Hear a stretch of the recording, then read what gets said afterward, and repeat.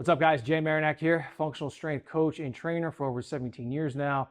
When it comes to human movement and movement inside the gym, generally speaking, we have 8 functional movement patterns that every athlete, lifter, and person needs to master just to improve overall functionality in our daily activities, into our performance and the gains that we're making in the gym, and then outside the gym, to any sort of athletic or sports endeavors or even hobbies as well.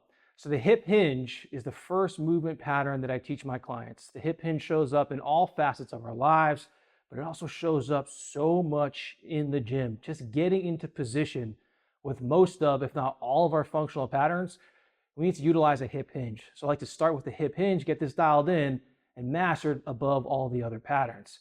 This pattern primarily targets the posterior chain. So the prime movers are going to be hamstrings, glutes, and lower back. I'm going to be showing you guys a traditional deadlift using a single kettlebell. That's the easiest way to learn the movement and one of the easiest ways to teach the movement as well. So we get into our setup. I want to be standing over the kettlebell. I want the handle of the kettlebell cutting across the midfoot, hip to shoulder width stance. Slight bend of the knees. We karate chop the waist to send the butt backwards. You should feel a slight stretch in the hamstrings. We'll then bend the knees to reach down for our kettlebell. The crease of your hips should be above your knees for it to be a true hip hinge. There are varying levels of hip hinge, but generally speaking, just make sure those hips are above the crease of the knees so we're not getting to some sort of squatting pattern. From here, we're going to grab our kettlebell. We're looking down and in front of the body so that you have a straight line from the top of your head down to your spine or to your hips.